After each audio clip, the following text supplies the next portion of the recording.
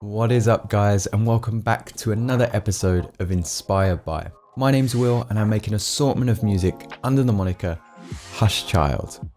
In today's episode, I want to share with you 10 things that I'd wish I'd known earlier in Ableton. Now that I'm implementing them, it's sped up my workflow so much, and I want to share those with you today.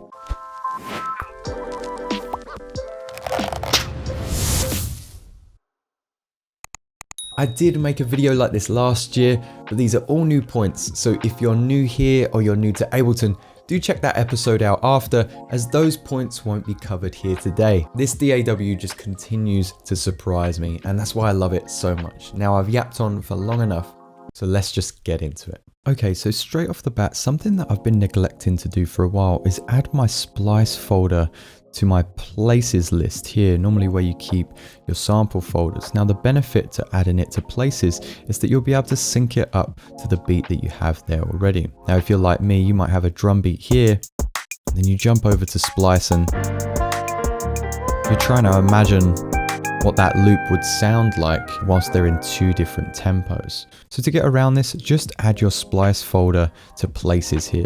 Open up Splice, hit Splice in the top left if you're on Mac, and then go to Open Splice folder. We have sounds and we have presets. I'm gonna drag sounds into places here. I'll list them alphabetically, and then I can rename that and I can call that Splice, of course. And now the benefit is that once I go into that particular pack, we're at 93.50. Maybe let's adjust the tempo. So we're always going to be in time with the sample that we're playing, which is super handy. Now, whilst we're speaking of keeping things in the sidebar here, something that a member of my Discord brought to my attention, so shout out Steelhead, is that you can sync your Dropbox library here as well. All you need to do is download the Dropbox app and then hit this folder icon if you're on Mac. It will open up Dropbox in your Finder, and I've renamed all my Ableton files as Dropbox so that when I drag them into my sidebar, I know that this one's called Dropbox. And similar to Splice, if I click on that, I've sorted things by projects, Ableton projects, and then my own sample list as well. I don't really use this, so there's not much in there, but again, as long as I have that headphone icon illuminated, I have the same advantages as I just showed you with Splice.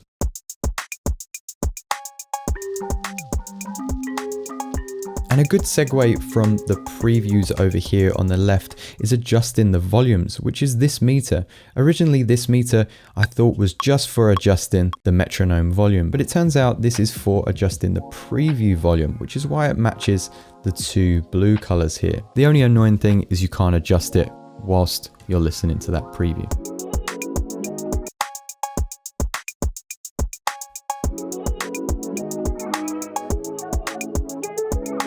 Let's move on. Whilst we still have this side tab open, another thing that I didn't realize you could do is add your Ableton projects here.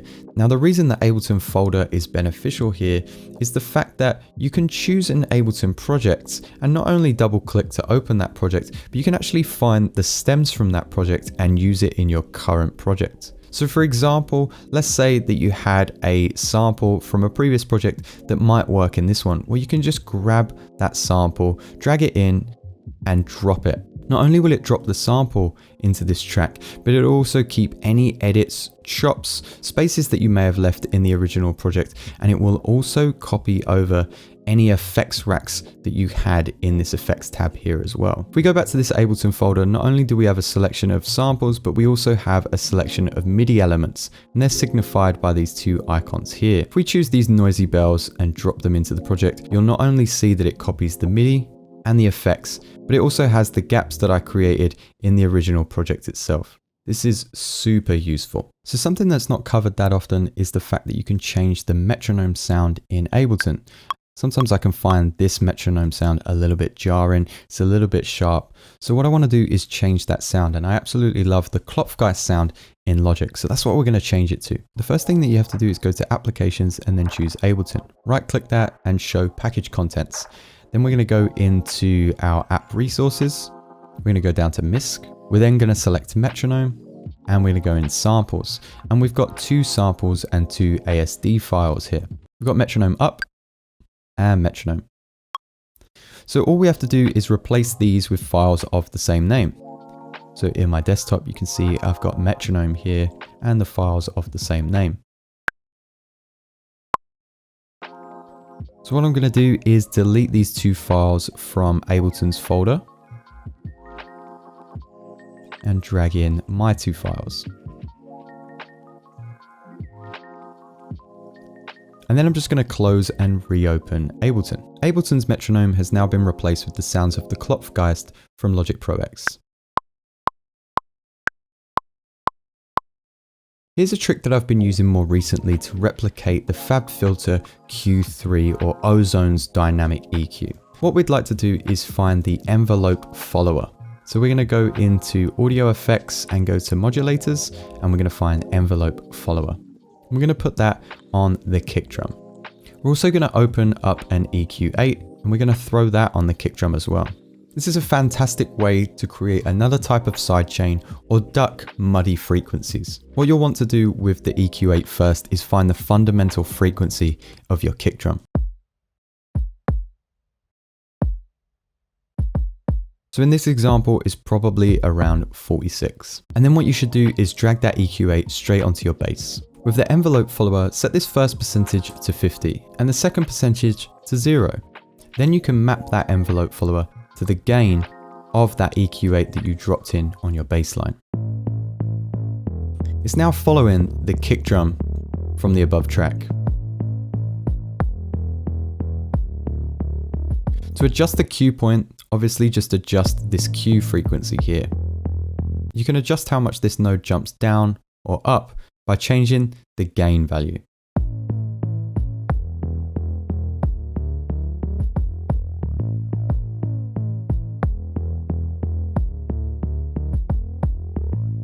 And if you want this node to jump upwards and do some additive EQ, then just change this second value to 100.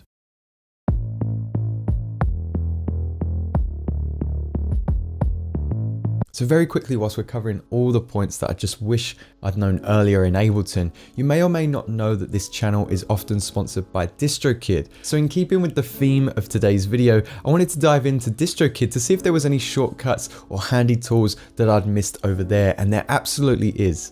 Don't worry, there's more tips to come, so do make sure you stick around. Now, one of the things that I love to do when I'm listening to a body of work, a new single or an EP by an artist, is delve into the credits about that track and figure out who produced it, who mixed it, who mastered it, and this information. But I've never understood where you could drop those credits into your releases. Well, with DistroKid, you can. When you're ready in your release, you'll be able to go to distrokid.com/credits and edit that release to thank the people you've worked with or give credit to the team of people that you've collaborated with. I think it's an absolutely brilliant thing, and once you've hit save, that information will populate on all of the other streaming platforms. If you're not already using DistroKid, do visit the affiliate link down in the description below, as you can get 7% off your first year. Now with that out of the way, let's get back to our other points in the video.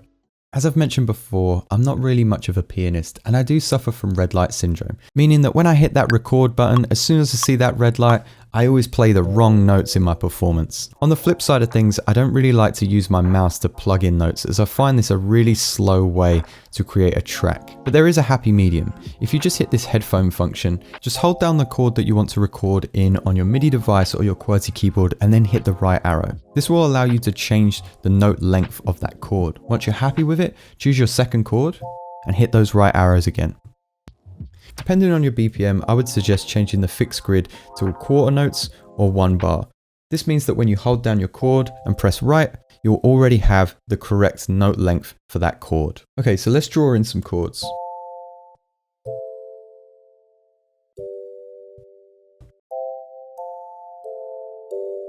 Whilst we're on the topic of chords, perhaps these chords are a little bit too short or too long. Did you know that you can halve the time of these chords or double the length of these chords by just hitting the divide or times buttons here? There have been so many occasions where I've selected all of my chords, reduced the length, deselected the first chord, and then started to scoot back all my other chords when I really didn't need to. Just select all your chords and then hit divide by 2 or times 2.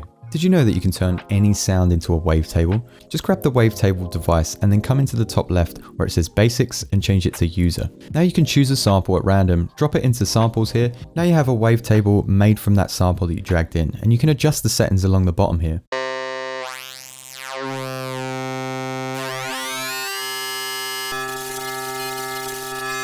Pretty cool.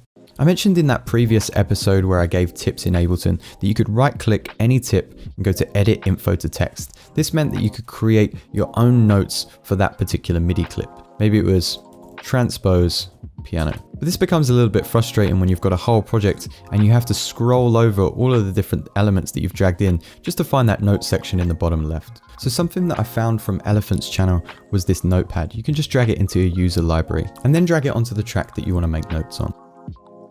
This is the free version from ELPHNT, but it allows you to adjust the size of the font and the size of the notepad.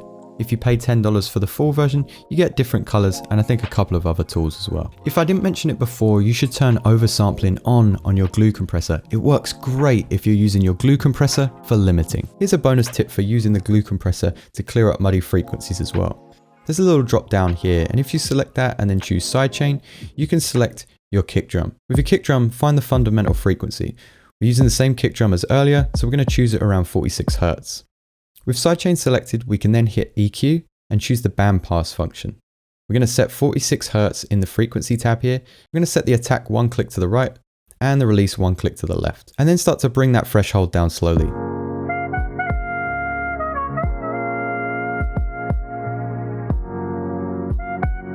You're now getting that sidechain effect just in that 46 Hz frequency to reduce all of that muddiness. Okay, here's kind of a bonus tip that won't be for everybody, but if you load a non-lossless audio file or something with an incompatible bit depth or sample rate, Ableton Live has to convert this file so it's a usable format. It does this in the background of course, but it does take up space. To avoid this taking up all the space on your hard drive, you can set a minimum amount of free space that it should keep and a maximum cache size. The brilliant thing is that if you ever need to empty it, you can just press cleanup.